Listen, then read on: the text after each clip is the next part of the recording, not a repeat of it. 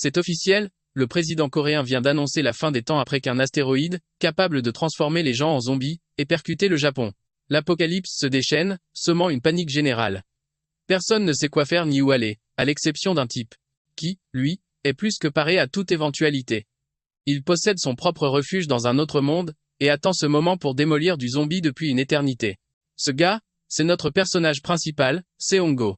Il y a quelques mois, Seongo et ses potes jouaient à Sora, le jeu de survie en réalité virtuelle le plus hardcore jamais inventé. Le jeu était si punitif et exigeant que la plupart des joueurs ont tout simplement lâché l'affaire.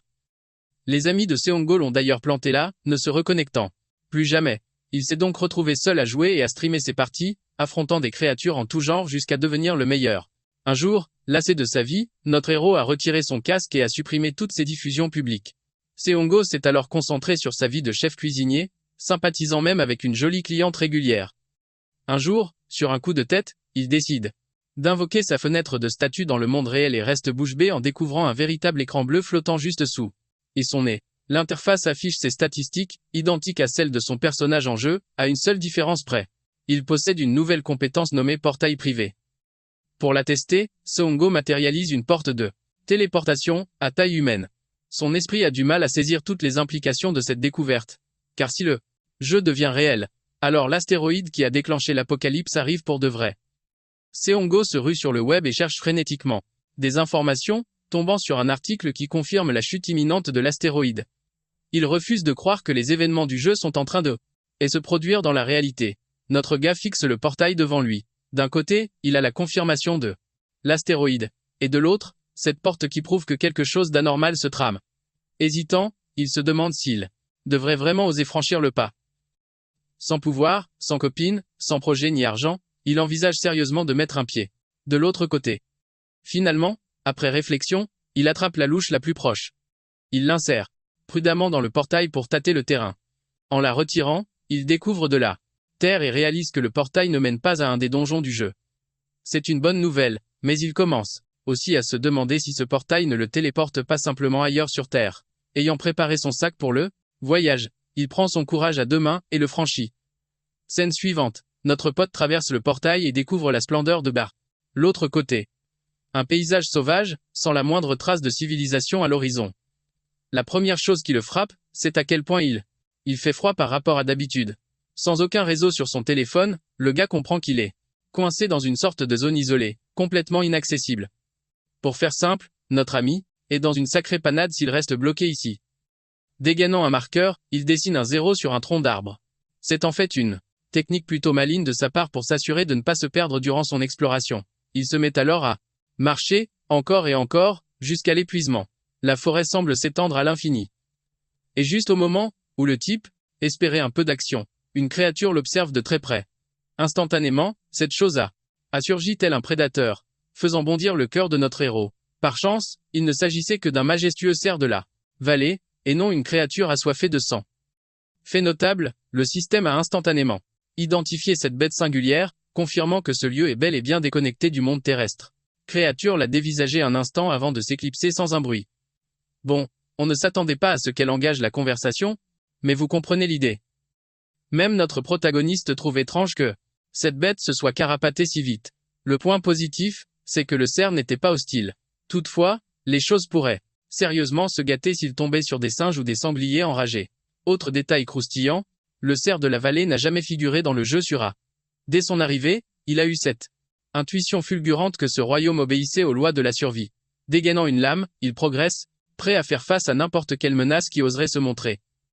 Jusqu'ici, il refusait d'admettre la réalité d'un cataclysme sur le point d'anéantir l'humanité. Mais alors qu'il était prêt à baisser les bras, il l'a trouvé. Son regard s'est figé sur la pomme de soleil éclatante, un fruit mystique qui l'attendait sur l'arbre. D'abord, il hésite, est-ce vraiment une bonne idée de croquer dedans? Puis il se lance, et ressent une transformation instantanée. Le système lui signale que son endurance est restaurée, tandis que son corps s'illumine d'une lueur dorée.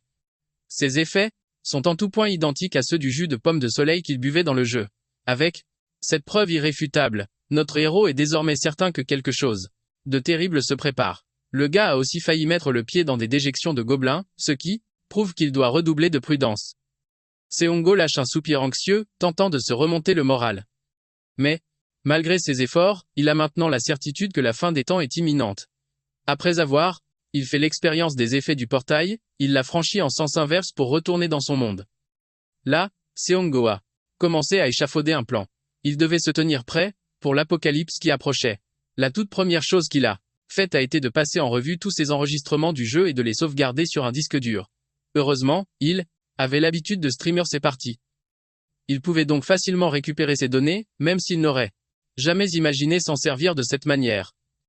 C'est alors que la nouvelle de la chute de l'astéroïde est tombée. La destruction du Japon commencerait dans 32 jours, marquant le début officiel de l'apocalypse. D'ici là, il a décidé de s'armer, car le jeu, malheureusement, était truffé des pires mécaniques imaginables. La plus vicieuse et problématique de toutes s'appelait la maladie de la mort du fer. Ce petit phénomène provoquait la corrosion et la désintégration de tout objet métallique sur Terre.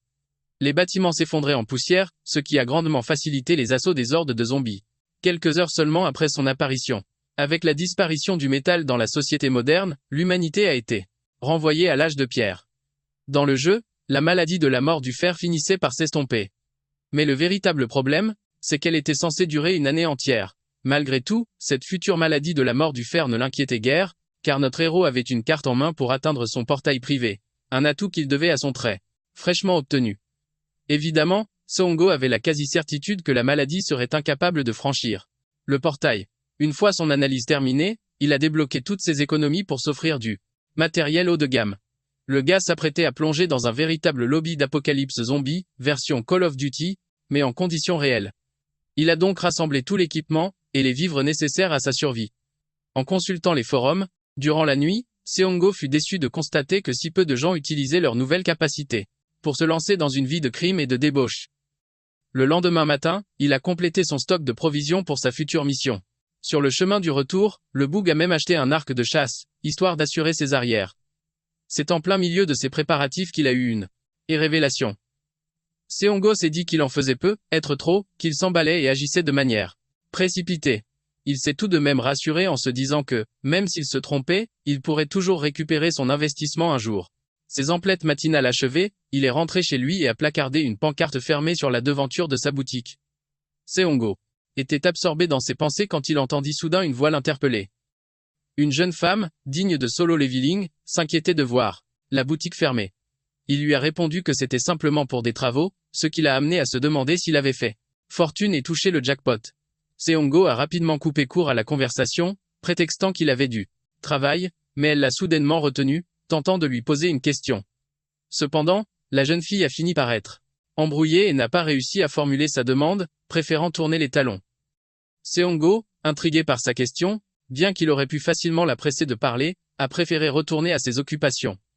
Une fois à l'intérieur, il s'est juré de prendre les choses au sérieux et de se concentrer sur ce qui comptait vraiment. Le pote a littéralement décidé d'ignorer les distractions futiles et de se mettre au vert pour de bon. Il a ensuite ordonné l'ouverture du portail, tout en réfléchissant à son véritable style de jeu. On pourrait le qualifier de stratège ou de tacticien, le genre de personne qui adore utiliser des stratégies pour venir à bout de chaque situation. Il n'était pas du genre à foncer tête baissée et compter avant tout sur son intelligence. La raison en est d'ailleurs assez simple. Dans ce monde, il existe une manière complexe d'améliorer ses statistiques. On ne les obtient pas simplement en montant de niveau. Il faut les mériter en chassant et en explorant. À l'heure actuelle, notre héros se trouve dans l'autre dimension, en train de parfaire sa maîtrise de l'arc. Manifestement, n'ayant jamais reçu la moindre leçon, le gars se forme grâce à des tutoriels YouTube. Seongo adopte la bonne posture, prend sa visée et se prépare à tirer. De plus, son expérience de joueur se ressent dans ses gestes, jusqu'au moment où il décoche enfin sa flèche. Le trait file droit vers sa cible et l'atteint en plein mille. Le pote est littéralement bluffé par son propre talent, au point de se prendre pour l'élu. Cependant, la douleur fulgurante dans sa main le ramène vite à la réalité. Son véritable point faible, c'est sa force physique. C'est la raison pour laquelle il compte se focaliser sur l'entraînement, d'améliorer sa condition physique. Les préparatifs de base étant bouclés, il était temps de passer à la vitesse supérieure. L'étape d'après. Sur le champ, deux priorités s'imposaient. La première, établir une méthode de chasse efficace contre ces créatures. La seconde, se construire un refuge, une base arrière où il pourrait entreposer son matériel en toute sécurité, sans avoir à s'en préoccuper. Le hic, c'est que pour l'instant, il était à poil, pas d'armes, et que dalle en fourniture, tout était en cours de livraison. En attendant, il se contentait de chasser les pommes d'or, priant pour que sa veine ne le lâche pas. Après avoir repéré quelques bons coins, il s'était auto-formé à la survie en prévision du chaos imminent. Cette préparation minutieuse est d'ailleurs la seule raison pour laquelle il avait tenu si longtemps à Sura. En balayant les environs du regard, il tomba sur des crottes de gobelins. Il cherchait justement ça, avec une idée bien précise en tête. Car il y a un truc à savoir sur les gobelins, c'est qu'ils se déplacent toujours en bande. Le fait de ne trouver qu'un unique étron fumant par terre, et je pèse mes mots, lui souffler qu'un spécimen isolé traînait dans le coin. Tel un Sherlock Holmes de la fiente, Seongo analyse l'offrande et en déduit que le gobelin doit être un paria. Il se dit que cette créature pourrait bien être son ticket d'or. Il doit absolument le pister, coûte que coûte. La nuit tombée, sa traque du gobelin solitaire se poursuivait. Il perçut des hurlements de loup non loin, signe qu'il approchait de la vallée. C'est alors qu'il l'aperçut, le fameux gobelin qu'il cherchait. Seongo se planqua aussitôt derrière un arbre, d'où il put constater que la créature ressemblait trait pour trait à celle du jeu. En principe, les gobelins sont considérés comme les monstres les plus faibles. Leurs seules armes sont des lances primitives et des fléchettes empoisonnées. Ils ont la sale réputation de prendre un malin plaisir à mutiler et à faire souffrir leurs victimes. C'est précisément pour cette raison que notre ami a opté pour une arme à distance, un arc, comme premier équipement. À première vue, le gobelin semble âgé et mal en point. Il ne porte aucune arme. Ni une ni deux, Seongo dégaine son arc. Il sait que s'il garde son sang-froid, il peut en finir avec cette créature. Au moment où il décoche, la flèche filée se plante dans le bras du gobelin, le transperçant de part en part. Seongo visait la tête, mais il se satisfait de ce premier coup au but. Profitant de cet avantage, il tente d'armer un second tir. Mais le gobelin lui jette une pierre avec une telle force que son arc est projeté loin de ses mains. Seongo comprend alors qu'il fait face à un gobelin, aguerri et vétéran. Les deux adversaires préparent alors leurs lames pour le corps à corps. Le combat final entre Sejin et Bairo peut commencer. Oh merde, attendez. C'est pas la bonne histoire, ça. Bref. Seongo fonce, son couteau en avant, et tente de lacérer le flanc du gobelin. Mais la créature, pleine d'expérience, esquive et frappe violemment la rotule de notre héros. Le combat bascule au sol, où Seongo réussit à plaquer le gobelin, le retournant sur le dos. Dans cette position, il a clairement l'avantage. Seongo empoigne sa lame et l'enfonce de toutes ses forces dans le torse de la créature, qui pousse un cri d'agonie. Finalement, la lueur dans ses yeux s'éteint. Sa première élimination est un succès, et Seongo gagne des points d'expérience grâce à ça. Il a du mal à réaliser ce qu'il vient d'accomplir. En inspectant les alentours, il repère de la poudre de guacam et de l'huile végétale juste à côté. Dans le jeu, le mélange de ces deux ingrédients permet de créer une pommade. Mais avant tout, il devait se dépêcher de creuser. Il serait bien trop risqué de laisser ce corps. Laisser pourrir le gobelin dehors est risqué, car le groupe pourrait le trouver et remonter jusqu'à ses congénères. Mais l'abandonner n'est pas une option, car il se transformerait en une abomination nommée Rampandos. C'est alors que Songo aperçoit une paire de truites rouges non loin. Le cœur de Seongo se glace, il comprend qu'il est piégé. Au moment où il détourne les yeux, il croise le regard du plus effroyable oursibou qui le fixe. Flashback avant cet instant critique. Retour à l'époque où Seongo était streamer. Durant ses lives, il avait compilé une montagne d'informations sur le jeu. Certains de ses abonnés faisaient même des dons pour qu'il explore les moindres recoins de l'univers du jeu. Seongo avait été très méticuleux, décrivant son expérience passée avec les gobelins et les kobolds. Éviter les rampandos était crucial, mais cette forêt abritait deux des créatures les plus redoutables du jeu. Il s'agissait des loups-garous et des oursibous. Ces derniers sont des créatures territoriales, dont l'existence même régule l'équilibre de l'écosystème monstrueux. En se remémorant cette période, une douce chaleur envahit le cœur de Seongo. Il se souvint de ce certain Boule sans nom, qui l'encourageait toujours. Les autres viewers étaient parfois plus excentriques. Comme ce type, le chien qui aboie, qui ne pouvait s'empêcher de taper waf dans le chat pour une raison obscure. Étrangement, Seongo se demande pourquoi de si heureux souvenirs lui reviennent maintenant, alors qu'il fixe l'incarnation de l'horreur absolue. La créature qui s'apprête à mettre un terme à son existence. Seongo refuse d'accepter la réalité. C'est comme si sa mémoire lui criait de se concentrer. Il met à profit chaque seconde pour échafauder un plan.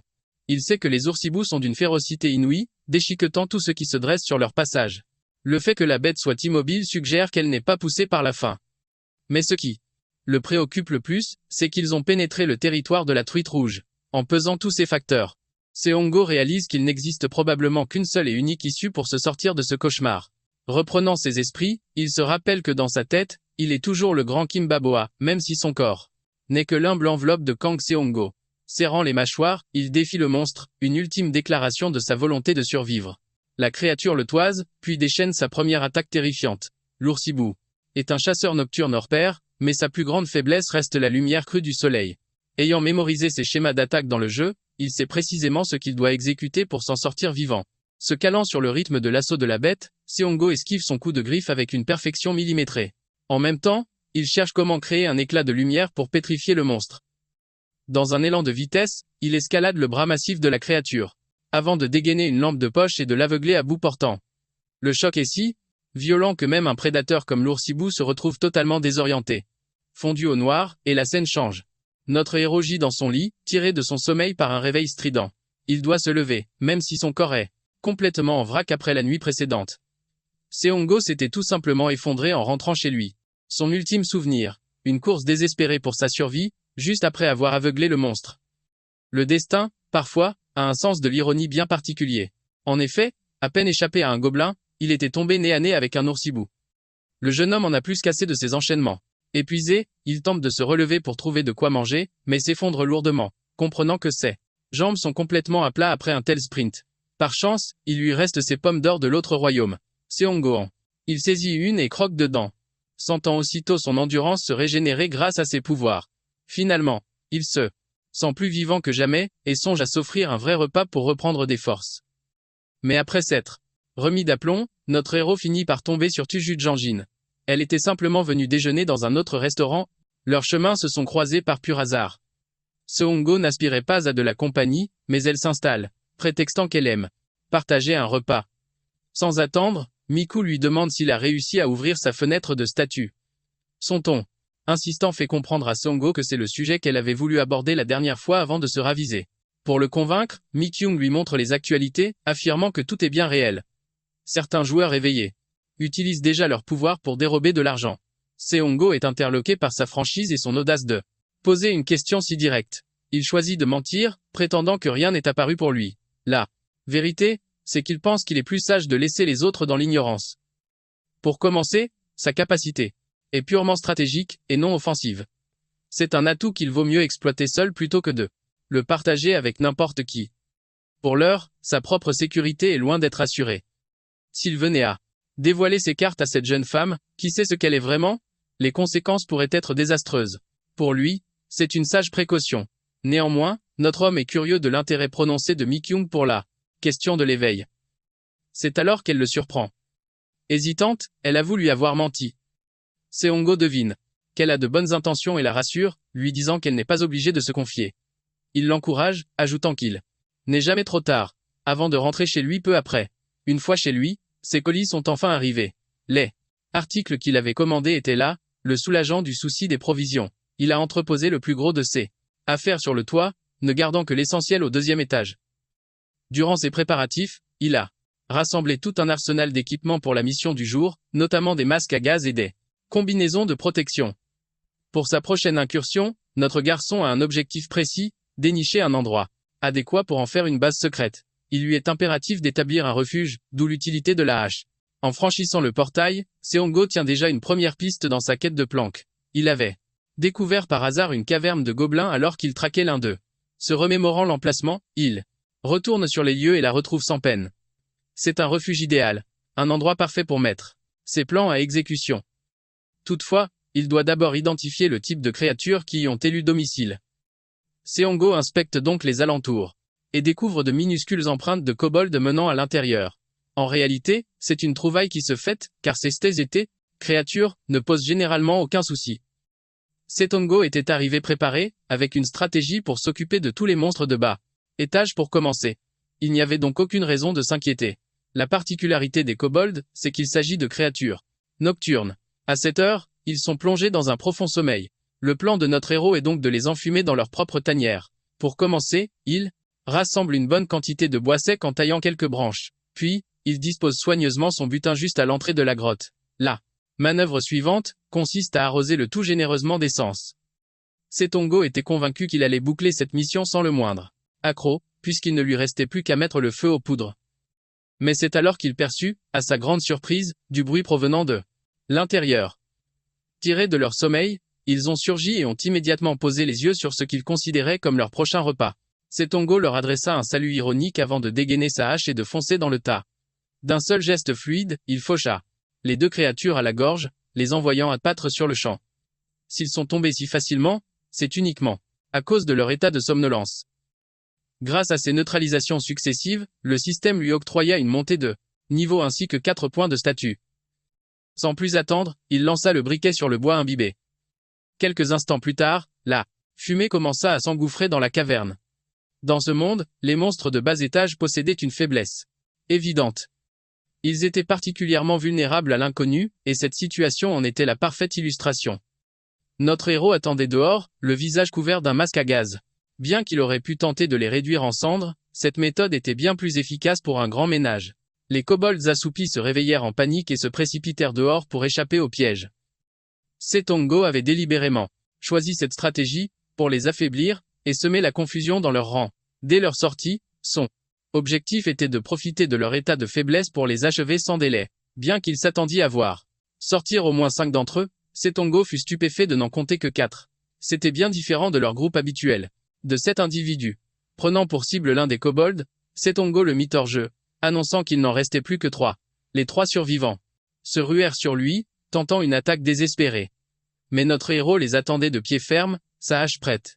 Ce gars enchaînait les frappes circulaires avec son arme, les fauchant un par un. Un autre kobold tenta sa chance, mais la puissance dégagée par le coup fatal l'aveugla à bout portant. Avant qu'il n'ait pu esquisser le moindre geste, Setongo l'aida à se séparer de sa tête. Ne restait plus qu'un seul survivant, leur chef, qui tremblait de tous ses membres. Les rôles s'étaient inversés, il était devenu le chasseur, et il annonça sa propre fin, promettant de faire bon usage de leur tanière. Le carnage prit fin, laissant un Setongo épuisé, mais victorieux. Son manque d'endurance était son véritable talon d'Achille pour le moment, même si ces créatures avaient été faciles à vaincre. Curieusement, les statistiques du système ne différaient en rien de celles du jeu, y compris la section des malus liés à l'état d'épuisement. Le fait que les points de statut n'augmentent pas après la montée de haut niveau était également identique. Cependant, gagner des niveaux finirait par lui débloquer des articles dans la boutique. C'était donc un avantage en soi. Pour l'instant, le plus grand bénéfice était de pouvoir disposer d'un espace privé rien qu'à lui. Si notre gars rêvait d'un intérieur impeccable, il a vite déchanté face au chaos laissé par les kobolds. Une fois son repère sécurisé, la grande corvée de nettoyage a pu commencer. Et notre pote a dû se coltiner tellement de cochonneries de gobelins qu'il en a vite eu sa claque. Faut dire que briquer tout ça, c'est une sacrée purge, surtout juste après un combat à mort. Setongo a maudit ces sales bestioles de vivre comme des porcs dans leur propre détritus. Mais au moins, il avait maintenant une base solide. Setongo n'avait qu'à retourner dans son monde. Chaque fois qu'il devait vider les poubelles. Un avantage non négligeable, mais ça lui a quand même pris un temps fou pour tout remettre au propre. Le plus étonnant, c'est de découvrir à quel point il est simple de faire passer des objets d'une dimension à l'autre. Il a donc branché un tuyau d'arrosage de son côté pour l'utiliser de l'autre, bluffé par l'efficacité du système. Après des heures de labeur, l'endroit était enfin nickel. Prochaine étape, faire disparaître les taches de sang et couler une dalle de béton pour faciliter le stockage. Il songeait déjà aux complexités du mortier et à l'utilisation de panneaux isolants. Mais le vrai atout de ce trou paumé, c'est qu'il regorgeait de pierres lumineuses et de pierres d'ignition. Dans le jeu, c'est du matos de débutant, mais ici il y en avait à foison, donc c'était une aubaine. Setongo tenait enfin une bonne raison d'exploiter le filon une fois les travaux terminés. Le jour suivant, notre gars est complètement au bout du rouleau. Il trime tellement chaque jour que son corps n'est plus que douleur. En inspectant son bras, il remarque les quelques estafilades qu'il s'est faites. Ces objets ramenés de l'autre royaume sont posés sur le coin de la table. Setongo se dit que c'est l'occasion parfaite pour se préparer un ongo. La recette est un jeu d'enfant. On mélange de la poudre de guacam et des herbes en part égale. Puis on touille un peu et voilà un ongue de bas niveau pour les petites blessures. Grâce à son expérience en cuisine, notre chef en herbe s'en sort. Avec une facilité déconcertante. Le simple fait d'appliquer la mixture sur son bras lui donne le sentiment de progresser. Cependant, Setongo est vite dérangé à l'idée de devoir en fabriquer encore et encore. Il envisage l'option d'améliorer ses stats en se concentrant sur les bases, mais d'un autre côté, il met tellement sa vie en jeu qu'il pourrait y passer avant même l'arrivée de cette satanée apocalypse. Et même si ce serait d'une ironie mordante, il ne veut pas courir ce risque et songe à utiliser une arme plus fonctionnelle, comme un pistolet. C'est alors qu'une idée lui traverse l'esprit. Il y a forcément quelque chose qu'il peut exploiter. En dehors de la quête principale du jeu, il y a son histoire personnelle, son background. Mais la grande question est de savoir si ce passé aura un quelconque impact sur l'apocalypse qui approche. Se basant là-dessus, Setongo rassemble ses esprits, espérant que les événements de Sif, son histoire se produiront bel et bien, car ils pourraient lui être profitables au-delà de toute imagination.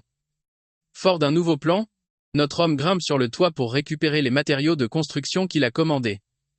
Il ouvre le portail et un gars commence à balancer ses sacs de l'autre côté, un par un. Une fois cette tâche accomplie, il est allé chercher le reste du matériel avant de redescendre au premier étage.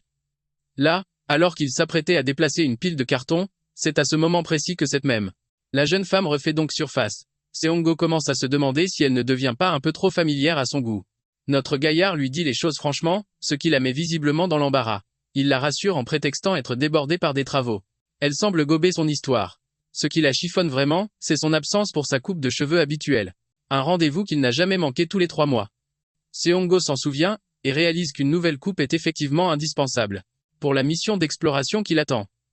Il plaque donc tout et se rend à son salon. Là-bas, notre héros a des allures de vedette. Il lui demande de tout raser, la fameuse coupe qui impose le respect. Bien que surprise, elle s'apprête à exécuter sa requête.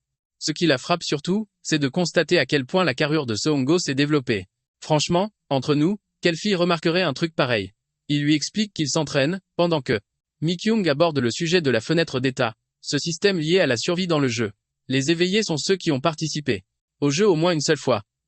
Pendant qu'elle parle, il fait l'innocent et opine du chef, mais il la questionne aussi, l'air de rien, sur l'origine de ces informations. C'est alors qu'un individu couvert de tatouages déboule dans le salon, annonçant qu'il vient chercher des renseignements. Ironie du sort, ce type a déjà affronté Seongo par le passé, mais uniquement lors d'une compétition en arène. Notre héros bout de rage en découvrant que ce guignol est sa fameuse source. Le type à la crinière blonde lui explique qu'un certain joueur a effacé ses diffusions pour garder toutes les informations pour lui seul. S'ensuit un moment de malaise intense, car l'intrus annonce fièrement qu'il tente de dénicher l'adresse réelle de ce joueur. Seongo est plus qu'intrigué par cette mystérieuse personne. Inak balance alors le nom, Kimbap Joa, qui n'est autre que le pseudo de Seongo. La situation devient critique. Notre gars comprend que des gens sont activement à ses trousses. L'intrus met la pression sur la coiffeuse pour qu'elle rejoigne leur équipe. Dans sa tête, Seongo trouve toute cette mascarade complètement ridicule. La seule raison pour laquelle il a supprimé ses vidéos, c'est par pure déception. Il n'a jamais eu une seconde pour songer à un quelconque avantage personnel. Bref, cet Inak est un monsieur je sais tout qui brasse beaucoup d'air.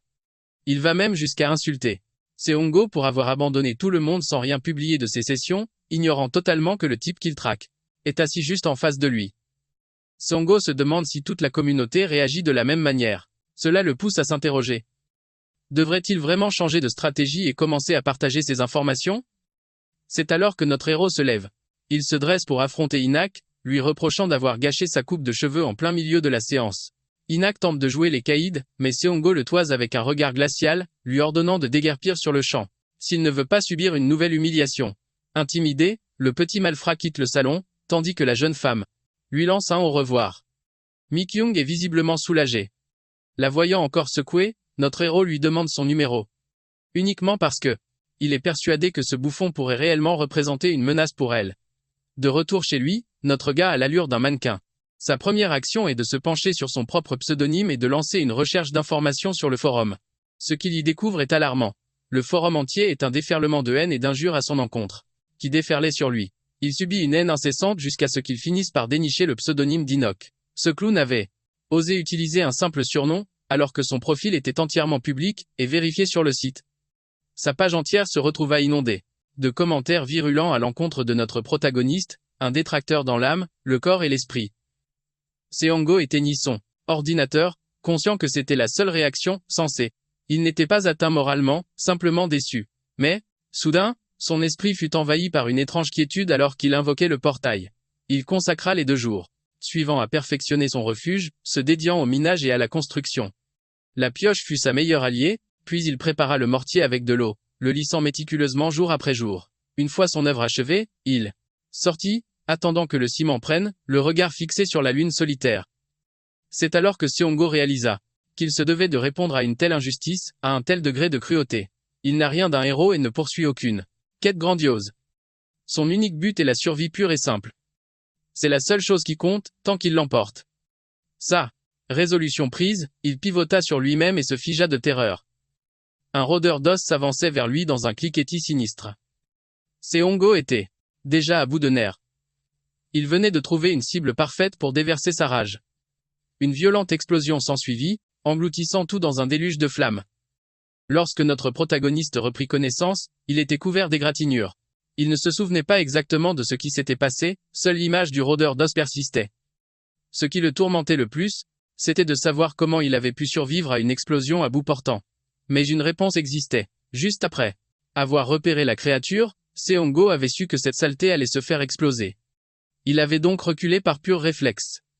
Mais, l'onde de choc l'avait tout de même rattrapé. Le souffle avait été juste assez puissant pour l'assommer sans le tuer. Cependant, ce mouvement salvateur avait eu un coup. Le flanc droit de Seongo était maintenant criblé d'éclats osseux. Rassemblant ses dernières forces, il fit appel à la fenêtre de statut. Ses statistiques système avaient drastiquement chuté, en raison de son état critique, mais l'élimination de la créature lui avait tout de même rapporté quelques points. Une migraine fulgurante commença à s'emparer de lui, menaçant de submerger sa conscience. Dépensant sa dernière once d'énergie, il ordonna l'ouverture du portail. De retour, sa toute première action fut de s'occuper de ses blessures. Il dut retirer un à un les fragments d'os de la créature. Le processus fut atrocement douloureux, chaque extraction lui arrachant un cri de douleur. Heureusement, la pommade fit des merveilles, stoppant l'hémorragie. Après avoir vérifié son état une dernière fois et s'être bandé, Seongo finit par perdre connaissance. C'était sa limite pour cette fois. Le lendemain matin, l'aube se leva. Notre survivant était de retour parmi les conscients. Il sentait qu'il pouvait y passer d'un jour à l'autre. Sa préoccupation immédiate fut de vérifier si ses blessures étaient guéries. Il afficha donc sa fenêtre de statut. Le système indiquait que tout était rentré dans l'ordre. Quel soulagement! Il se releva et se demanda comment cette foutue carcasse ambulante avait bien pu le dénicher. Pour commencer, la forêt était sérieusement immense. Il n'était donc pas si improbable que des créatures surgissent de leur repère sans crier gare. Cette pensée l'alarma profondément. De se focaliser sur l'amélioration de sa statistique de perception, ce qui décuplerait ses facultés de détection. Dans le jeu, les seules méthodes pour améliorer ses stats consistent à utiliser des points de détection. Compétences. Que l'on obtient bien sûr, en chassant, ou en explorant. Une autre alternative. Pour augmenter ses caractéristiques et de s'équiper d'objets ou d'armes qui renforcent le porteur. Le seul hic, c'est que le jeu est d'une difficulté démentielle, absolument hors du commun. Même pour acquérir des objets base, il faut se mesurer à des monstres redoutables d'un niveau bien supérieur au sien. En d'autres termes, cela revient à combattre des créatures infernales pour une simple arme. Une fois les monstres vaincus, des compétences peuvent aussi être obtenues. Celles-ci sont généralement laissées par les monstres de haut niveau sous certaines conditions spécifiques, mais le problème est que toutes les compétences ne sont pas compatibles avec tous les joueurs. Alors maintenant, il se demande s'il existe un moyen sûr pour lui d'obtenir des objets qui améliorent ses stats. Il décide alors de se replonger dans le lore du jeu, les histoires de fond qu'il a déjà explorées. Celle-ci se déroule avant la chute des astéroïdes sur Terre. Cela implique qu'en visitant ces lieux, il pourrait obtenir des objets uniques avant même le début de l'apocalypse. Ce n'est cependant qu'une hypothèse, une simple théorie de jeu. Le problème pour Tongo, c'est qu'il devra aussi affronter des créatures encore plus puissantes pour y parvenir. Il consacre les heures suivantes à éplucher les informations du passé et découvre l'existence de 3 lieux clés où se sont déroulés ces événements. Le vaisseau russe, le H-Gobelin, et un troisième.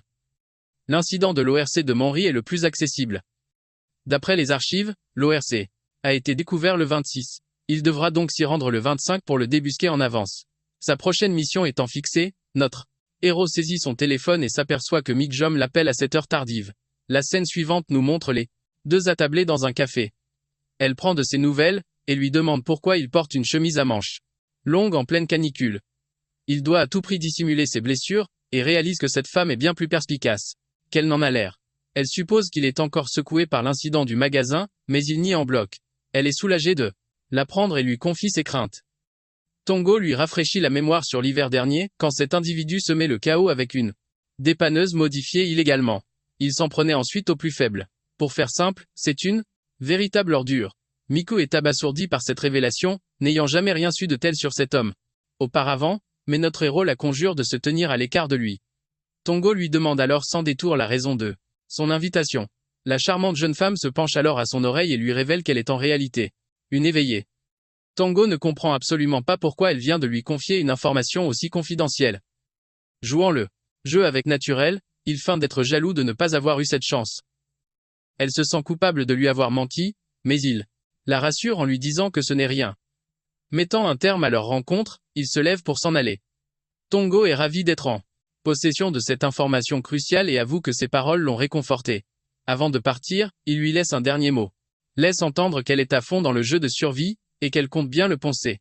De retour à la baraque, Seongo se dit qu'il a une chance de malade de tomber sur des gens aussi cool qu'elle. Il jette un œil aux boutiques et finit par craquer pour des drones de ouf, et même une bagnole de location pour se déplacer. Ensuite, il file direct au pieu pour recharger les batteries pour le jour suivant. Le grand jour est là. Dès que le soleil pointe le bout de son nez, il se met à bricoler son matos pour la chasse aux orques. Dans son repère, il s'attaque au broyage, au raffinage de silex. Fallait y aller avec des pincettes, sinon un mauvais coup et tout partait en fumée. Après ça, il s'est attaqué à la pierre lumineuse. L'extraire te crame la rétine avec sa lueur, mais pas de souci. Alors, il continue le boulot. Une fois les deux réduits en miettes, il en fait de la poudre. Ça y est, sa préparation pour la mission est terminée. Ensuite, il ajoute du sucre, de l'essence et des solvants organiques. La touche finale, c'est un durcisseur pour que le silex devienne solide comme du roc. Grâce aux coordonnées modulables de son portail dimensionnel, il a pu se monter un atelier peinard sans le moindre souci. Avant de décoller, il charge tout son barda dans sa voiture de loc, super content de son investissement. Avec tout le matos en sécurité, Seongo met le cap sur Monjiri pour dézinguer des orques. Il débarque sur le parking du camping de Jongsenri, juste avant minuit, et il profite du temps qui lui reste pour s'entraîner, visualiser le combat et vérifier son équipement. Quand les 12 coups de minuit retentissent, il lance sa traque à grande échelle. 2 heures plus tard, le déluge s'intensifie et la brume épaisse causée par la flotte l'empêche d'y voir à 2 pas. Il se demande bien d'où ces orques peuvent sortir, parce qu'il a déjà ratissé tout le camping. Il se dit que le phénomène annonciateur ne doit pas exister dans la vraie vie, mais soudain, un rugissement surpuissant vient pulvériser ses pensées. D'un coup, il se retourne vers l'origine du bruit. Une silhouette massive et menaçante se dessine dans l'ombre et fonce sur lui. Notre gars pige que c'est un ORC, et pas n'importe lequel. C'est pas un orc de base. C'est une sous-espèce d'ORC rouge, ce qui veut dire qu'un drop de compétence est assuré. Can. Seongo tente de garder son sang-froid tout en allumant un pétard. Si son plan se déroule sans accroc, il peut clairement se le. La technique qu'il a mise au point pour gérer les orques est un jeu d'enfant. Première étape, se servir de l'agressivité de chier l'orque pour le faire foncer tête baissée. Quand l'orque, hypnotisé par le pétard, se jette dessus avec sa hache, c'est le signal pour passer à l'action. Il faut viser l'orque, ouvrir le portail en une fraction de seconde et balancer instantanément une grenade flash. À cause de la lumière aveuglante, l'orque mettra environ 20 secondes à recouvrer la vue. Ça déclenche une véritable course contre la montre. Ensuite, il faut défoncer les muscles de l'orque qui se sont ramollis à cause de l'altération de statut pour paralyser ses mouvements. L'orque pousse un cri de rage et abat sa hache sur notre héros pour le réduire en bouillie. Mais, vif comme l'éclair, notre gars esquive. Juste au moment où la hache allait le frapper, évitant le coup de justesse. Puis il dégaine son couteau et le plante dans le pied de l'orque. Au moment où la lame s'enfonce dans sa chair, il beugle de douleur et s'effondre à genoux. Quand le niveau des le regard de l'orque croise celui de notre héros, qui lui enfonce sans hésiter le cocktail incendiaire qu'il a préparé dans la gorge. À l'instant même où la canette pénètre dans la gueule de l'orque, elle explose. Notre jeune héros commence alors à célébrer sa victoire. Soudain, le poing de l'orque s'écrase sur notre héros, l'envoyant valser en arrière. Il se relève, comprenant qu'il n'aurait jamais dû baisser sa garde si vite. Il observe l'orque avancer vers lui, le torse en flammes, mais la créature ne semble pas prête à succomber. Notre héros est persuadé que sa dernière heure a sonné, qu'il va finir déchiqueté par l'orque. C'est à cet instant précis que son système l'informe qu'il a atteint le niveau 3 et qu'il vient de gagner 10 points supplémentaires, débloquant la compétence volonté de survie. Il se redresse, se disant qu'il ne pourra jamais gérer une telle situation, et se demande où se trouve le butin, quand soudain une lueur émane de son poignet. Il baisse les yeux vers son poignet, et découvre que le butin est une montre de perception. Il pousse un soupir de soulagement, car ça aurait été une sacrée galère de chercher l'objet sous cette pluie battante. Il s'approche de la dépouille de l'orque, dont la tête est encore fumante, et se demande ce qu'il va en faire. Il se souvient que l'incident de l'orque de Girissan était sous embargo médiatique. Il se demande alors s'il est judicieux de divulguer l'information, craignant que la situation ne fasse qu'empirer. Repensant à ce que Miku lui a dit, que les éveillés sont ceux qui ont joué à ce jeu au moins une fois, cela ne peut signifier qu'une seule chose. Il doit y avoir des milliers de personnes qui se sont éveillées. Et même si seule une petite minorité d'entre eux sont des individus comme Hook, ils suffiront à faire s'effondrer le système et les lois pour leur profit personnel et à semer le chaos. Pour l'instant, son plus grand problème est de ne pas pouvoir laisser le cadavre de l'orque à l'abandon. Sinon, il se transformera en une abomination et commencera à s'en prendre aux gens dès demain. Soudain, une idée lui traverse l'esprit. Et si lui-même pouvait devenir un zombie? Même en étant un éveillé, il pourrait potentiellement se transformer s'il était infecté par les spores. Il ne sait plus quoi faire, incapable de prendre une décision. Il ouvre le portail, songeant aux rares survivants. Il est convaincu que le monde mérite une fin digne de ce nom. C'est pourquoi notre héros se met à creuser une tombe pour l'orque qu'il vient d'abattre. Il s'épuise rapidement et se demande comment il parviendra à y faire entrer le corps de l'orque. C'est là que sa nouvelle compétence, volonté de survie, s'active. Déclenchée par son état d'épuisement, elle lui permet d'accomplir cette tâche sur le champ. Le héros se met alors à finir le travail à une vitesse fulgurante, n'ayant d'autre choix que d'aller le plus vite possible. Puis, il jette le cadavre de l'orque dans la fosse, reconnaissant pour cette compétence providentielle. Une fois cela fait, il ouvre le portail et se retrouve projeté dans une voiture en mouvement. Il lui faut un moment pour que les séquelles se dissipent et qu'il puisse reprendre ses esprits. Le lendemain matin, il se réveille en se demandant si la météo qu'il observe est bien réelle. D'après le plan, il aurait déjà dû mettre en place une ligne de défense. Il consulte son téléphone, se demandant si les restes de l'orque rouge ont bien disparu.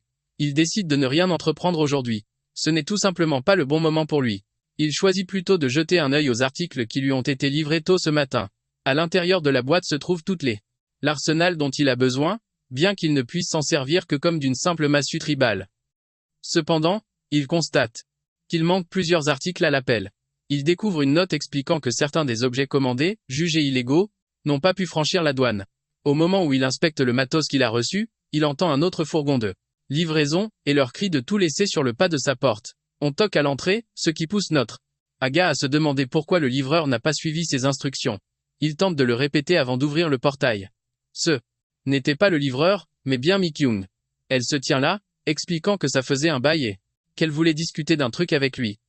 Elle tient un sac de nourriture, et lui demande s'il veut partager un rabakiki avec elle. Plus que 24 jours avant que l'apocalypse ne frappe. Notre protagoniste n'arrive pas à croire que Mi-kyung soit enfin venu chez lui. Visiblement nerveux, il ne peut s'empêcher de rougir. Après qu'elle a servi le repas, elle lui conseille de manger avant que ça ne refroidisse, ce qu'il fait sans discuter. Ils ont vite terminé, et il lui demande de quoi elle souhaitait lui parler. Elle va droit au but, rappelant qu'il avait mentionné son intérêt pour Sura, et qu'elle avait donc des informations cruciales à partager à ce sujet. Clairement, ce n'est pas du tout la conversation que notre garçon imaginait. Il espérait peu être un rendez-vous galant. Mais il se résout à ce que parler de l'apocalypse avec elle soit la meilleure option pour l'instant, car il a besoin de compagnie fiable en ces temps troublés. Elle se met rapidement à débarrasser la table pendant que notre héros prépare la suite. Il a sorti son ordinateur portable.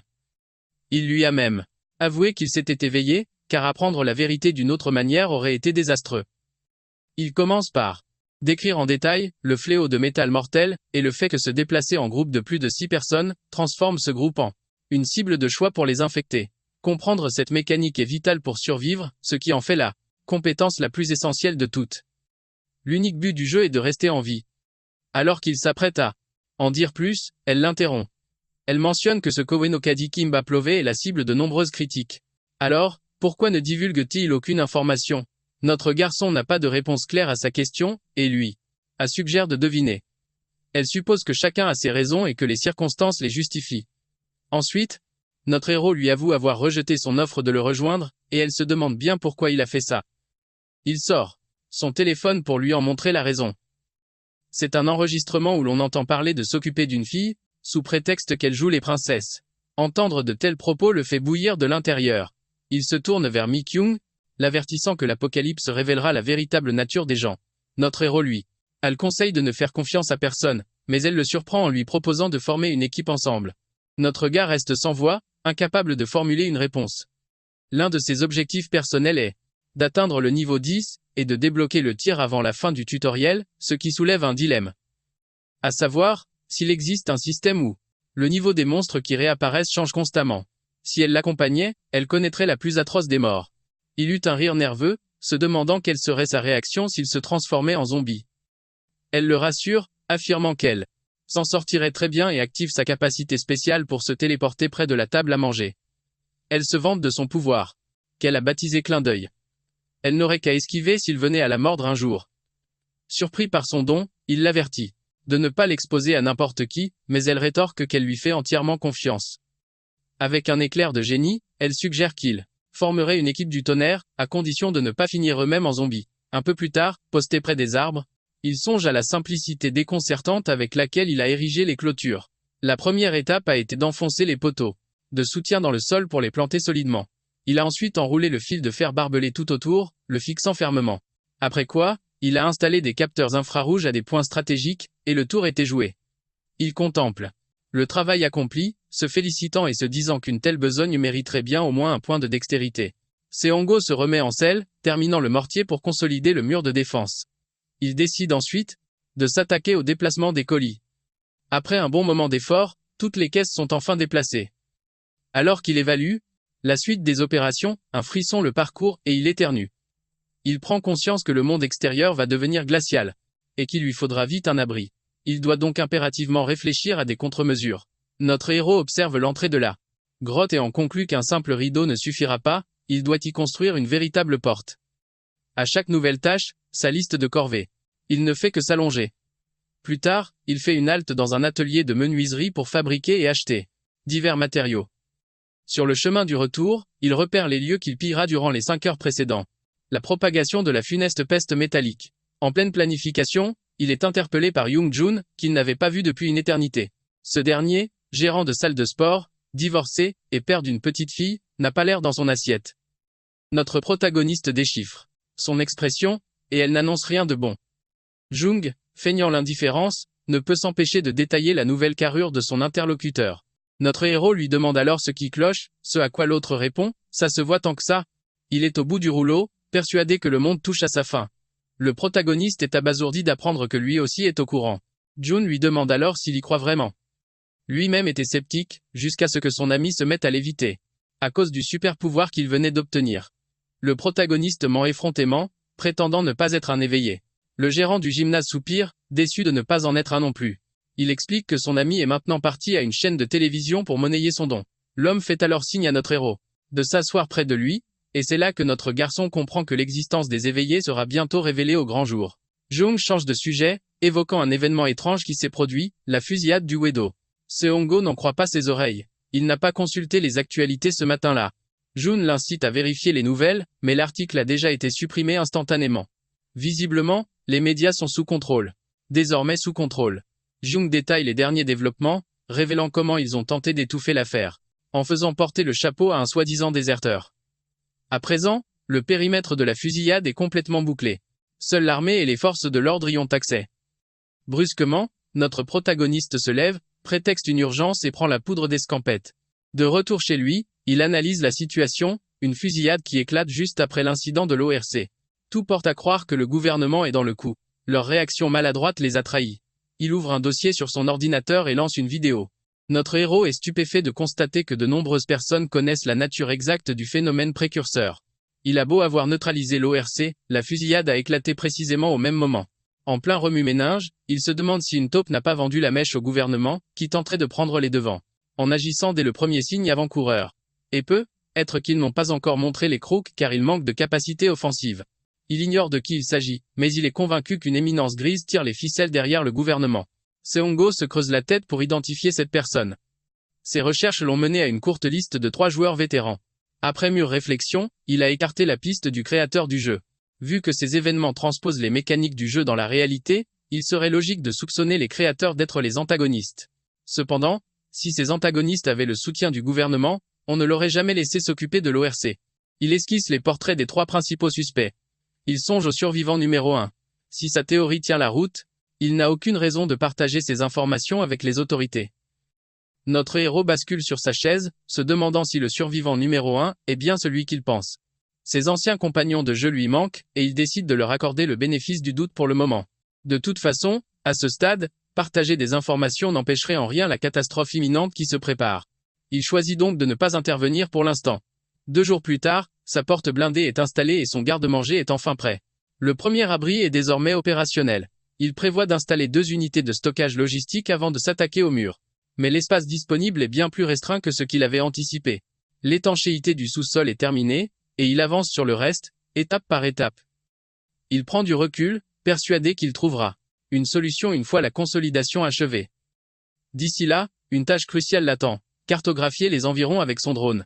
Pendant l'opération, casque de réalité virtuelle sur la tête et drone fendant les airs, il repère son abri en contrebas et commence à scanner les alentours. Grâce à son appareil, il découvre des étendues de neige au nord-ouest et un océan au sud. L'océan semble dépourvu de créatures hostiles mais riche en proies. Il décide donc d'y installer des nasses pour pêcher. Il a ensuite inspecté la vallée pour analyser en détail l'écosystème qui entoure son refuge. Soudain, il avise l'endroit où il avait enterré Libour, mais la carcasse s'est volatilisée. Il se demande si la grosse boule de poils l'a dévoré.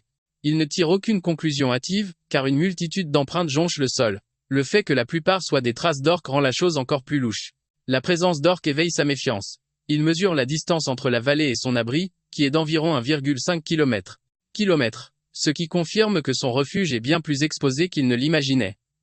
Conscient que les gobelins sont dans les parages, il décide de rapatrier son drone au plus vite, car il ne peut absolument pas se permettre de le perdre.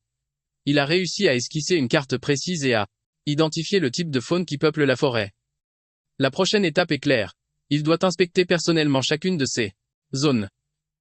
En commençant par le marais le plus proche, il espère y trouver une terre cultivable. C'est alors que, soudainement, son capteur infrarouge s'affole. Il sort, le doute n'est plus permis. Des gobelins rôdent, leurs empreintes fraîches marquant le sol. Notre héros s'y attendait, ce qui transforme cette menace en une opportunité en or. Il se demande si c'est l'effet de sa statistique de perception, récemment améliorée. Le moindre bruit lui parvient avec une clarté déconcertante. Après quelques instants, il parvient à localiser les gobelins tout en restant dissimulé. L'angle pour une embuscade parfaite s'offre à lui. Il dégaine alors sa lance et frappe avec une précision mortelle, visant la tête du premier gobelin. La créature s'effondre, et notre héros est aussitôt repéré par les autres qui chargent sur lui pour l'assaillir. Mais il ne se laisse pas déborder, et se débarrasse rapidement des premiers, comme s'il s'agissait d'une simple formalité. Il en élimine 4, puis se tourne vers les 4 derniers. Notre garçon se retrouve encerclé, mais il sort un atout de sa poche, un objet qui met instantanément les gobelins à genoux. Profitant de leur vulnérabilité, notre protagoniste sort son couteau et achève le travail d'un geste rapide. Il a su exploiter l'épuisement des gobelins pour remporter une victoire si nette qu'il a lui-même du mal à y croire. Désormais, il ne reste plus que 21 jours avant l'apocalypse. Alors qu'il s'échine à creuser le sol, notre héros sent la fatigue l'envahir. Quand soudain, son trait spécial s'active et son corps retrouve toute son énergie. Il comprend alors que cette compétence est loin d'être inutile. Finalement, après un bon moment d'effort, il termine d'enterrer les dépouilles des gobelins. Il peut enfin s'intéresser au butin récupéré. Il commence par le fruit guaca, qui est une aide précieuse pour restaurer la vigueur. Il trouve aussi une grande quantité d'huile végétale, ce qui l'amène à penser qu'une culture doit se trouver non loin de là. En fouillant la poche du chef gobelin, il a la surprise de découvrir un crapaud bien vivant. L'amphibien est d'une couleur bleue éclatante, et notre héros se demande bien pourquoi transporter un crapaud vivant plutôt qu'un mort. Soudain, le crapaud se met à sécréter une substance et notre garçon comprend aussitôt, il s'agit du poison paralysant qu'utilisent les gobelins. Sur le champ, notre héros prend une décision. Il doit élever ce crapaud, quoi qu'il en coûte. Non seulement il le trouve adorable, mais en extrayant son venin, il pourra développer une résistance en se l'injectant à petite dose. De plus, avec ce poison paralysant, la chasse deviendra un jeu d'enfant. Notre héros baptise alors le crapaud Jodoc, avec la ferme intention de bien le nourrir. Le système lui envoie aussitôt une notification, le crapaud est désormais sa propriété. Il se demande s'il s'agit d'une sorte de fonctionnalité secrète implantée dans la réalité. Il se perd un instant dans ses pensées, analysant la situation sous tous les angles. Suite à cela, notre héros reprend son exploration et active la porte dimensionnelle. Grâce à elle, il effectue plusieurs allers-retours et parvient à achever sa réorganisation. Une fois cela fait, il se lance sans tarder dans l'inspection des alentours et découvre une source d'eau qu'il avait manquée par accident avec son drone. En inspectant l'eau, il constate que c'est une source tout à fait normale et qu'il n'y a absolument aucun danger. Sa surprise est totale lorsqu'il découvre une cachette à 2 pas de son refuge, et juste derrière la source, il tombe sur un avocatier et des bourgeons d'huile végétale. Notre héros se réjouit de cette trouvaille et récolte une quantité généreuse de ces précieux bourgeons. Suite à cela, il prend soin de marquer les arbres sur son chemin afin de ne pas perdre la trace de cet emplacement et prend le chemin du retour vers son appartement. Une fois rentré, il s'occupe de nourrir son nouvel animal de compagnie, Jodoc. Pour l'instant, il garde la créature dans l'appartement du 2e étage. Il ne pouvait pas se résoudre à laisser Jodoc dans la cachette, car il était mourant. Mais au-delà de s'occuper de son protégé, d'autres tâches l'attendaient. La plus longue d'entre elles fut la préparation de la pommade, et il s'est retrouvé à en fabriquer bien trop par accident. Maintenant, il ne sait plus quoi en faire. Impossible d'en donner à Miku, car elle aussi est une personne éveillée. Il décide donc d'en proposer. À Young, arrivé chez son ami, il partage une boisson protéinée avant de lui offrir la pommade, ce qui laisse Young perplexe. Il lui demande ce que c'est. Notre héros prétexte en avoir acheté en trop grande quantité et que c'est excellent pour soigner les blessures. Young le taquine en lui demandant s'il s'est reconverti dans le marketing, quelle ironie. Malgré la plaisanterie, Young est sincèrement reconnaissant pour la pommade et pour les informations sur ça qu'il lui a transmises. Notre héros, en retour, le remercie de l'avoir prévenu pour la fusillade. Il remarque alors que la salle de sport est étrangement silencieuse. Son ami lui explique que tout le monde est parti élaborer des stratégies après que le type de la diffusion a partagé les infos qu'il détenait. C'est pourquoi il a décidé d'établir une base ici même.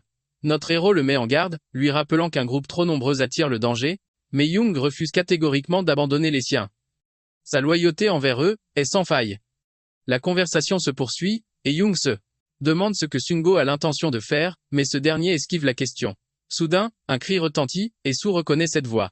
Il se penche, regarde en bas de l'immeuble et aperçoit Mi-kyung à terre. Ils se précipitent tous les deux à son secours, se demandant ce qui a bien pu se passer. Elle leur explique qu'elle a été attaquée, mais sans avoir pu voir son agresseur. Young fonce immédiatement inspecter les abords du bâtiment et toute la zone, malgré les tentatives de notre héros pour le retenir, et l'empêcher de sortir pour l'instant. Pendant ce temps, notre protagoniste reste auprès de Mi-kyung, qui lui explique que tout est devenu noir d'un coup. Elle n'a absolument rien compris à ce qui venait de se produire. En entendant ces mots, un frisson parcourt l'échine de notre héros, qui comprend aussitôt la situation. Il l'exhorte à utiliser sa capacité de clignement sans hésiter la prochaine fois que quelque chose de semblable se produira, car ils ont commencé à agir. Il l'assure également qu'il lui fera parvenir très vite un kit d'autodéfense et lui recommande la plus grande prudence désormais. Il ne reste plus que 20 jours avant que l'apocalypse et ne frappe. Cela lui rappelle un vieux mème célèbre. Si 5 personnes se réunissent, il y en a forcément une qui est complètement à côté de la plaque. Les trolls, on en trouve partout dans le monde, et particulièrement dans Sura. Dans ce jeu, il existe des mesures contre l'interférence, mais la réponse des développeurs au signalement est toujours la même. Ne nourrissez pas les trolls.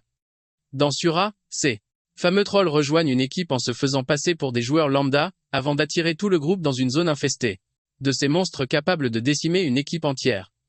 Leur méthode était rodée. Appâter les novices avec une fausse bienveillance pour mieux les éliminer. Plus tard et s'emparer de leur équipement. Ces trolls usaient de toutes les ruses pour semer la zizanie entre les groupes, les poussant à s'entretuer. En à peine un an, leurs actions ont torpillé la réputation déjà fragile du jeu. Le nombre de joueurs actifs a même chuté à seulement 4, et ce n'est pas un hasard. Car l'équipe de Seongo avait fait le ménage parmi les trolls restants. Notre héros se demande un instant à quoi bon ressasser tout ça, avant de synthétiser les informations qu'il a collectées. Tout ce qu'il a découvert jusqu'ici. Les communautés d'éveillés se sont unies après l'incident de la fusillade, ne se limitant plus à échanger des informations mais élaborant désormais des stratégies communes. Il interrompt sa réflexion en plein élan, découvrant que certains vendent même ses propres vidéos. En poursuivant sa navigation, notre protagoniste fait une découverte bien plus troublante. Il apprend que son propre coéquipier, Dajuzam, était en réalité un troll. Sa stupeur est totale lorsqu'il tombe sur la miniature d'une vidéo de ce dernier, annonçant fièrement qu'il se fait carry par Kim Babo. Seongo se demande aussitôt si ce troll n'essaie pas d'appâter d'autres joueurs avec une vidéo savamment montée. Étonnamment, il ne peut s'empêcher d'admirer la ruse de Dajuzam, qui est d'ailleurs acclamé pour son esprit retors. Il s'étire, résolu à s'entraîner davantage pour pouvoir faire face à ce genre d'individu. Au cours des 13 jours qui suivent, chaque instant de libre est consacré à l'étude. Notre héros potasse sans relâche le maniement des armes et les consacrées techniques applicables en combat réel, s'inspirant d'une chaîne de survie en ligne, nommée Mub. D'un autre côté, pendant cette période, il a été témoin d'attaques de monstres visant y compris les planques les plus sûres. De plus, il a remarqué qu'un certain nombre de stratégies et d'armes ne prenaient pas en compte la terrible maladie filaire. Par conséquent, après s'être entraîné sans relâche pendant ces 13 jours, Seongo se sent enfin prêt à choisir son arme principale. Une arme qui doit être efficace même si la maladie filaire se déclenche, tout en étant redoutable en combat contre les humains et pour l'élimination des monstres. Il inspecte son inventaire et y trouve une massue de guerre amérindienne, une fronde en bois, des billes d'ocre et une hache en pierre artisanale. Malheureusement, aucune ne semble parfaitement correspondre à ces critères. Dans un premier temps, notre protagoniste décide de tester la fronde. Son utilité est indéniable dans de nombreuses situations, cependant, l'efficacité des billes d'ocre reste limitée en raison de leur faible puissance d'impact. Il se tourne alors vers la massue de guerre amérindienne. Il raisonne qu'à partir du moment où l'on accepte la maladie filaire comme une fatalité, il n'y a plus lieu de s'inquiéter outre mesure. Le moyen le plus direct de neutraliser un zombie est de pulvériser le siège de sa conscience à l'intérieur du crâne, à l'aide d'une arme contondante. Il se souvient d'ailleurs que la toute première arme qu'il avait prévu d'acheter en atteignant le niveau 10 était un objet de ce type, une massue en bois brut. C'est précisément pour cette raison qu'il était essentiel, pour lui de parfaire sa maîtrise de ce type d'arme. Mais aujourd'hui, Seongo s'interroge. Cette massue amérindienne est-elle aussi efficace contre des adversaires humains? La réponse lui semble ambiguë, car il imagine mal comment gérer un éveillé de type psychique avec ça. Il sait que dans ce monde de survie, éliminer un autre humain rapporte 50 points. Le système de meurtrier, qui déclenchait des duels à mort avec les joueurs à proximité si l'on était marqué comme tel, était censé empêcher les massacres gratuits. Bien qu'il sache, de nombreuses personnes n'hésiteront pas à éliminer d'autres utilisateurs pour amasser des points, même en dépit des risques, subissant des désagréments. Pendant ce temps, il pulvérise le mannequin d'entraînement avec sa masse de guerre tribale. Il prend la résolution de se tenir à l'écart de ce type d'individu, tant qu'il n'aura pas fini de parfaire son arsenal et ses compétences. Après une séance d'entraînement acharnée, notre héros s'éponge le front, déjà en train de planifier le démantèlement complet du magasin. Mais un hurlement tout proche le coupe net dans son élan. Stupéfait, il se fige, se demandant si l'une des créatures s'est blessée aux abords de sa planque. Peu après, Seongo tombe sur le loup, une bête bien plus imposante que la normale. On pourrait presque le chevaucher. Le système affiche son nom, loup gris, mais en l'examinant de plus près, il constate qu'il ne respire plus. Serait-ce un loup solitaire ou une bête qui a cherché refuge près de sa cachette après une attaque? Afin d'en savoir plus, notre protagoniste entreprend d'inspecter les blessures de l'animal. Pourtant, surgissant de nulle part, un jeune louveteau lui fonce dessus.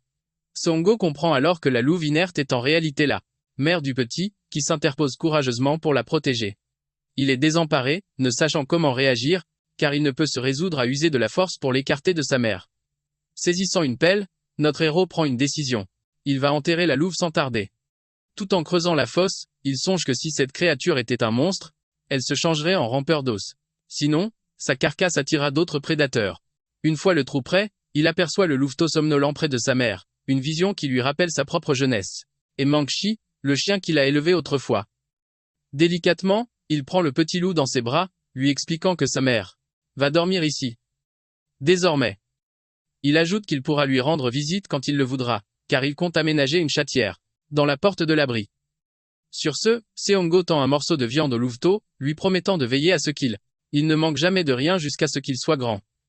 En échange, il sollicite son aide, comptant sur son flair exceptionnel. Lorsqu'il lui demande son accord, le petit loup répond par un jappement joyeux et un son doux. Notre protagoniste le baptise alors Dingo en lui tapotant la tête. Aussitôt, une fenêtre système apparaît, l'informant qu'il a réussi à communiquer avec le loup gris et que ce dernier, Dingo, est désormais considéré comme sa propriété. Il ne reste plus que 10 à 9 jours avant le début de l'apocalypse. Seongo consacre son temps à l'entraînement de Dingo. Il lui demande de répéter les exercices qu'il vient de lui apprendre. Quand notre héros lui demande la patte, Dingo la pose aussitôt dans sa main. Ensuite, le louveteau court sur commande, s'assoit, se couche et garde le silence, obéissant à chaque instruction de son maître.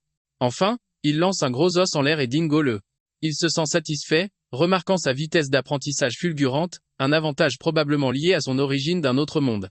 Il songe à son flair surdéveloppé, une compétence de pistage incroyable, et considère Dingo comme son véritable porte-bonheur et sa plus grande bénédiction. Il témoigne son affection à son adorable compagnon d'un baiser et s'apprête à parler, mais il est interrompu par son téléphone qui se met à sonner. En le consultant, Seongo découvre un message de Yoon lui suggérant de faire des recherches sur la lévitation sur Internet. Quelques instants plus tard, notre héros tombe sur un article traitant d'un individu surnommé le premier surhumain. Une publication prétend que des zombies et des monstres vont bientôt apparaître et semer le chaos. Cet article est rapidement devenu viral. Dans les commentaires, le scepticisme domine, beaucoup accusant la chaîne de diffusion de manigancer tout ça pour l'audimat. Il remarque que si de nombreuses personnes ignorent tout de ces menaces, les initiés, eux, sont clairement en état d'alerte dans la section des commentaires. Il trouve paradoxal de voir comment certains s'énervent quand peu d'informations sont révélées, tandis que d'autres s'emportent lorsque ce fait qu'ils savent est finalement partagé. Notre protagoniste se demande alors quelle sera la réaction du gouvernement. Il sait que des groupes organisent déjà des rassemblements sur ce choc et les super-pouvoirs, mais il se reprend, choisissant de ne pas se mêler de ces histoires. Bien qu'il pressente que le gouvernement n'agira qu'après le second présage, l'événement des gobelins H, Shango décide de ne plus perdre un instant. Il annonce à Dingo qu'à compter de ce jour, leur exploration commence. Au plus profond de lui, notre garçon sait qu'une préparation méticuleuse est leur seule chance de survie, et Dingo semble trépigner d'impatience. Plus tard, il pénètre dans le monde du portail, et Xango songe aux raisons qui l'ont poussé à choisir l'exploration interdimensionnelle avec Dingo. Il lui fait renifler une petite sacoche et lui ordonne de la retrouver. La première raison de ce genre d'expédition est de s'entraîner pour l'imminent événement des gobelins H, car il est crucial que Dingo mémorise parfaitement l'odeur de ces créatures. Pendant ce temps, Dingo aboie, ayant déniché la viande dans les fourrés, et notre héros est fier qu'il l'ait pisté à partir d'une simple trace olfactive. La deuxième raison est de vérifier si Dingo peut garder son sang-froid en situation de combat réel et obéir aux ordres. Il lui fait alors un signe, et le loup s'élance aussitôt. Avec une précision redoutable, Dingo débusque un lapin dans les hautes herbes, ce qui lui vaut les félicitations de son maître. La troisième. La raison de cette exploration est de s'assurer que la chasse est viable dans cet autre monde. Seongo s'approche de Dingo pour examiner sa prise, observant le lapin sans vie et remarquant ses griffes acérées et sa taille imposante. Ensuite, notre garçon et son jeune loup poursuivent leur exploration. Tout en marchant, ils se demandent comment la cognition de Dingo se traduirait en tant que statistique. Ils décident de mettre le cap sur la vallée pour en avoir le cœur net. C'est alors qu'une fenêtre système apparaît, l'informant que la santé de Dingo a augmenté d'1 point. Se rappelant que sa propre statistique de santé face à un buffle était de 170, notre héros est épaté par la vitesse de progression de Dingo. Soudain, Dingo se met à tousser et notre protagoniste se hâte de lui donner de l'eau. Il rappelle à son compagnon de ne jamais s'aventurer seul dans les bois. Pendant que Dingo boit, notre garçon repère un gros poivron vert non loin et se demande si c'est ce qu'il a mangé. Le système lui révèle qu'il s'agit d'un poivron taureau. Seongo est ravi de cette trouvaille et félicite Dingo, lui promettant une montagne de friandises pour plus tard. Ils se mettent à creuser pour déterrer le poivron taureau. Enfin, ils se préparent pour leur dernière chasse de la journée. Tous deux sont assis sur des rochers, près d'un ruisseau. Cette fois, Dingo ne perçoit aucune odeur ou présence suspecte. Au fond de lui, le garçon songe que ces truites rouges, loin d'être des monstres, ne rapportent ni point d'expérience ni butin. Néanmoins, il juge crucial que le jeune Dingo gagne en expérience, une ressource inestimable. Une fois la chasse à la truite rouge achevée, notre protagoniste se résout à finaliser les préparatifs de la phase 2 avant de regagner ses pénates. Le jour suivant, une scène de désolation l'attend. Son restaurant est entièrement rasé. Le chef de chantier informe notre héros de le contacter sous 3 jours en cas de problème avec les travaux. Il exprime sa sincère gratitude aux responsables pour s'être mis à l'œuvre aux aurores. Inspirant profondément, il ne peut s'empêcher de ressentir une pointe de nostalgie en contemplant le lieu en ruine, tout en sachant que c'était un mal nécessaire. Pénétrant dans les décombres, Seongo imagine qu'après l'apocalypse, ceux qui n'auront pas succombé à la zombification s'en prendront sûrement au commerce. Il doit bien admettre qu'il agirait de la même manière. Il n'a donc aucune légitimité à s'en plaindre. Au moment où il s'attelle au nettoyage, Young surgit dans son dos, le regard balayant la pièce désormais vide. Young fait remarquer qu'il n'a conservé que le strict nécessaire en termes d'équipement. Alors que notre héros s'interroge sur la présence de Young, celui-ci lui donne une pichenette sur le front.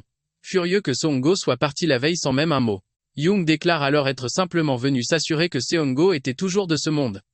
Pendant ce temps, Dingo observe Young d'un œil glacial. Young se demande si Seongo a toujours eu un chien, mais ce dernier lui explique que son ancien compagnon est parti depuis bien longtemps. Il s'agit de mon nouveau compagnon, ajoute-t-il, ce à quoi Young répond en trouvant le loup adorable. Seongo lui demande à nouveau la raison de sa venue, et Young insiste, affirmant être seulement passé prendre de ses nouvelles. Notre héros n'en croit pas un mot. Young finit donc par avouer une autre raison de sa visite. Il admet son inquiétude, mais surtout, il révèle avoir identifié les responsables de l'agression de Mi-kyung. À cet instant, il ne reste plus que 10 à 7 jours avant le déferlement de l'apocalypse. Attablé avec Young, Seongo apprend que le groupe mené par Kim Cheol-jun, cet homme, reconnaissable à son éternel chapeau, avait en réalité Mi-kyung dans son viseur. Young précise également que le type de la dépanneuse, que notre héros ne porte pas dans son cœur, fait aussi partie de leur bande. Il désigne alors les montagnes au loin, et demande si la zone au pied de la montagne est bien celle où le projet de réaménagement a été stoppé, ajoutant que leur planque se trouve précisément là. Notre protagoniste, perplexe, se demande comment Young a bien pu découvrir tout ça. Ce dernier explique que les pièces du puzzle se sont simplement emboîtées.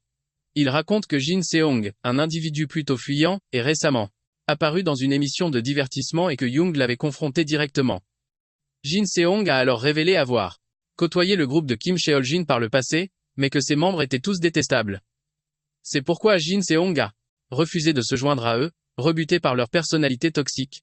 Suite à ce qui est arrivé à Mi-kyung, toutes les 20 femmes du groupe ont commencé à déserter.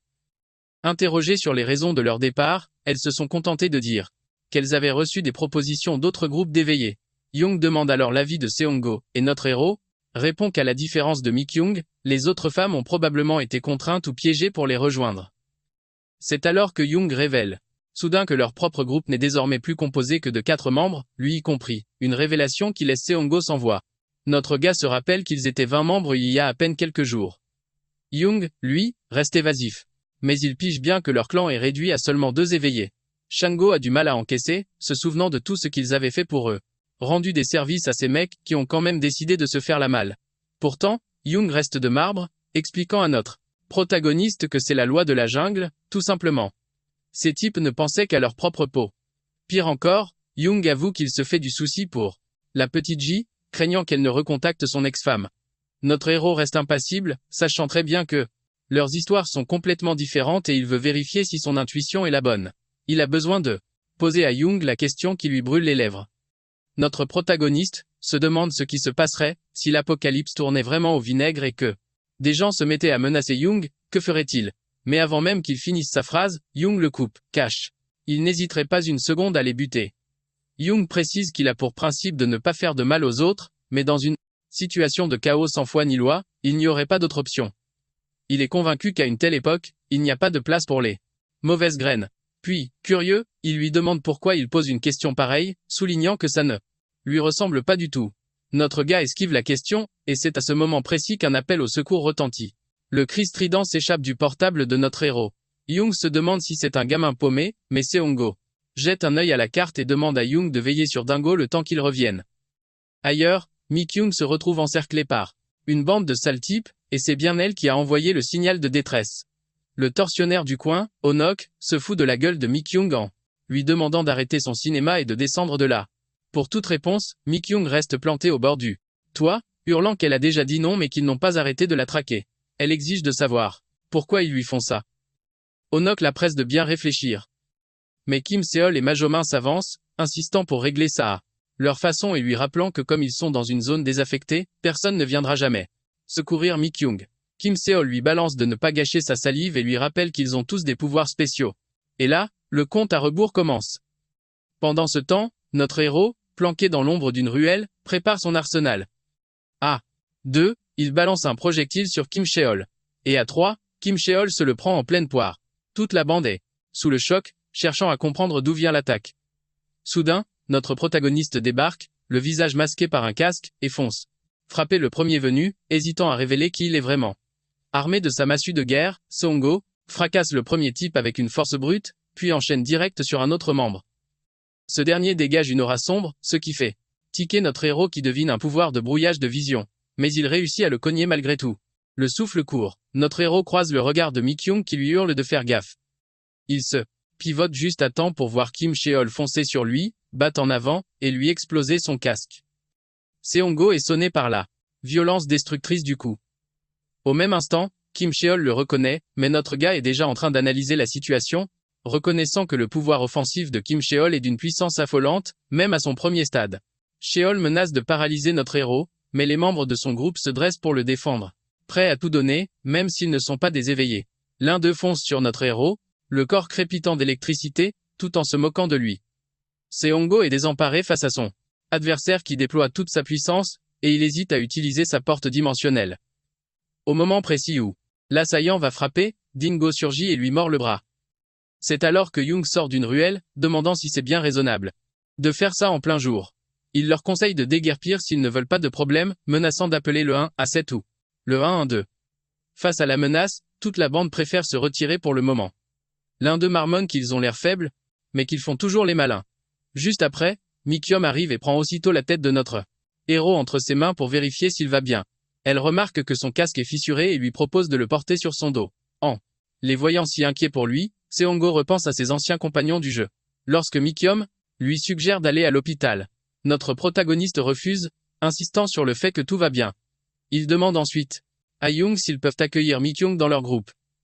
Young répond que ça ne pose aucun problème, du moment que Mi-kyung est d'accord, et elle accepte avec joie. Sur ce, notre héros s'éclipse en disant qu'il a des choses à faire, tandis que Young et Mi-kyung se demandent pourquoi il a une réaction si étrange.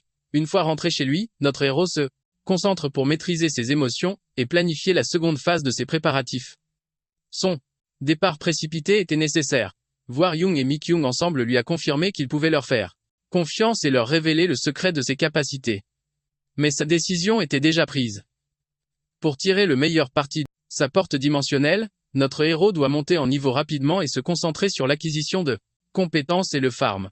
L'idée de les écraser grâce à la puissance des objets résonne encore plus fortement en lui depuis son combat contre le gang de la montagne.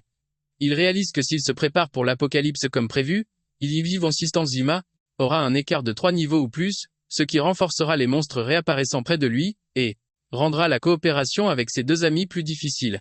Il continue donc de travailler jusqu'à terminer l'installation d'un poêle à bois dans sa planque, sachant que ça l'aidera à bien dormir la nuit. Dingo semble apprécier. Lui aussi, dormant profondément à côté du poêle. Désormais, notre protagoniste n'a plus que quelques éléments à installer avant leur arrivée, et la configuration de base de sa planque sera alors presque terminée. Déterminé, il décide de passer une nuit blanche. Suite à ça, il ne reste que 6 jours avant l'apocalypse. Un présentateur du journal télévisé informe les téléspectateurs au sujet de l'astéroïde repéré plus tôt. D'après le rapport, la HSA a annoncé que Yunjabi est entré au cœur du système solaire. La HSA surveille sa trajectoire de très près, mais la météorite a été fragmentée par la gravité de Jupiter. En réaction, le chef du département d'observation des météorites, Thomas Chandler, informe le public que les deux fragments, Yunjabi alpha et bêta, n'ont aucune chance d'approcher la Terre. Cependant, Seongo, lui, se souvient bien que, au jour J-5, soit 5 jours avant l'apocalypse, Yunjabi bêta fut le premier à chuter. Son point d'impact se situait non loin d'un navire russe en plein océan, et le tsunami qui s'ensuivit projeta le bâtiment à terre, dans le port de Ganchon. C'est de cette manière que les morts-vivants firent leur première apparition en Corée. Le présentateur des nouvelles enchaîna sur le compte-rendu de l'incident de la fusillade. Le président Jangaka, reclus dans sa résidence depuis une semaine, a poussé les leaders de l'opposition à publier un communiqué commun, confirmant leur accord pour la tenue d'une audience. D'aucuns murmurent déjà que tout ceci est lié aux rumeurs concernant les éveillés et la catastrophe imminente. Entendant cela, le jeune homme dut se rendre à l'évidence. C'était véritablement la fin du monde. Il se dit que c'était une bonne chose que les médias se penchent enfin sur le sujet, concluant qu'il serait plus ardu pour les éveillés de manigancer leurs mauvais coups désormais. Il décida ensuite de sonder la réaction de la communauté, en ligne depuis son ordinateur. En parcourant la section des commentaires, notre protagoniste vit que les gens partageaient des avis très tranchés sur la situation. Par un heureux hasard, il tomba sur un commentaire de Mon Rêve et se demanda si cet utilisateur était actif depuis le tout début. Mon Rêve était un joueur réputé pour sa bienveillance envers les novices, et le groupe de Seongo avait d'ailleurs fait équipe avec lui à quelques reprises. L'ambition de Mon Rêve était de bâtir un bunker et si notre héros n'avait pas son portail, il aurait sans doute été tenté de se joindre à son projet. Il décida de n'établir aucun contact à moins que ses amis vétérans ne rejoignent Mon Rêve, mais il marqua tout de même le commentaire en favori pour une consultation future. Une fois son ordinateur éteint, notre protagoniste brûlait d'envie de commencer la construction de son second abri. Le lendemain, Seongo se tenait devant sa planque, réalisant qu'il était donc possible de survivre à 2 nuits blanches consécutives. Bien qu'exténué, la vue de l'extérieur enfin terminée lui redonna un coup de fouet. Il était temps de s'attaquer à l'exploitation de l'électricité fournie par les panneaux solaires. Pour faire simple, plusieurs étapes de câblage étaient nécessaires pour rendre le courant compatible avec ces appareils. Heureusement, lorsque notre jeune survivant brancha son téléphone, celui-ci se mit à charger. Il leva les bras au ciel, victorieux, proclamant qu'il venait de poser les fondations de sa survie dans ce nouveau monde. Pour la première fois depuis longtemps, il sentit une agréable montée de chia. Dopamine. La veille, il avait également mis la main sur des pierres lumineuses et des pierres à feu. Et en creusant plus profondément, il avait déniché un minerai plus dur et plus tranchant que l'obsidienne, baptisé émeri. Même si son utilité restait à prouver, il se dit que c'était toujours mieux que rien. Alors qu'il s'apprêtait à installer des lumières pour l'aider à dormir, il devait d'abord organiser les provisions dans le cellier. Soudain, un bruit sourd venant de la direction de Dingo attira son attention. Se ruant à l'extérieur, il découvrit Dingo faisant face à des loups à crinière, un type de monstre qu'il connaissait grâce à Sora. Il se demanda ce que ces créatures, normalement cantonnées aux hautes altitudes, faisaient ici. En observant la fureur de Dingo, Notre héros eut le terrible pressentiment que ces loups étaient ceux qui avaient pris la vie de la mère de son compagnon. Il tenta de calmer Dingo, mais au fond de lui, il savait qu'il ne pouvait pas affronter toute la meute pour l'instant. Le moindre mouvement de sa part pour aller. S'il tente de trouver une meilleure arme, il offre son dos en pâture, une erreur qui pourrait lui coûter la vie. Par conséquent, notre héros choisit de focaliser toute son attention sur le chef de meute, le loup alpha. Car il sait que si le roi tombe, l'armée se disperse. Sans l'ombre d'un doute, il étudie la prudence extrême de la meute et constate qu'aucun loup n'ose bouger une patte avant que le mâle dominant ne donne le signal. C'est alors qu'il se demande s'ils sont capables de lancer une attaque coordonnée. Il remarque aussi que l'odorat de ces bêtes est d'une finesse redoutable. Le moindre effluve ne leur échappe pas. Par chance, Songo a sur lui une bombe au poivre de Cayenne. S'il parvient à en asperger l'alpha, il aura une chance de le repousser loin de son refuge. Des perles de sueur froide glissent sur son front alors qu'il pèse le risque d'être mis en pièces avant même d'avoir pu esquisser le moindre geste. Comment créer une diversion pour frapper avec son spray? Soudain, un éclair de génie traverse son esprit, une stratégie qui lui semble parfaitement réalisable. Résolu à protéger la forteresse qu'il a érigée. De ses propres mains, notre jeune héros se met en position. Sans une seconde d'hésitation, il projette un couteau vers le chef, mais la bête l'esquive avec une agilité déconcertante. Le prédateur bondit alors sur notre héros, mais au moment où il se jette sur lui, Shango entr'ouvre la porte et, profitant de cette ouverture, asperge la créature en plein visage. L'alpha, aveuglé et fou de rage, perd tout contrôle, et notre protagoniste lui plonge sa lame dans l'œil. Ce coup décisif provoque la débandade de la meute. Notre héros s'effondre, le souffle court, ayant frôlé la mort de très près. Dingo s'approche pour le réconforter, et Songo. Il lui caresse la tête avec gratitude. Il fait alors la promesse à Dingo qu'un jour, il obtiendra vengeance pour sa mère. Sur cette parole, il ne reste plus que 15 jours avant que l'apocalypse ne s'abatte sur le monde. Voilà, c'est ainsi que se termine ce chapitre. Merci de nous avoir suivis. À très bientôt pour la suite.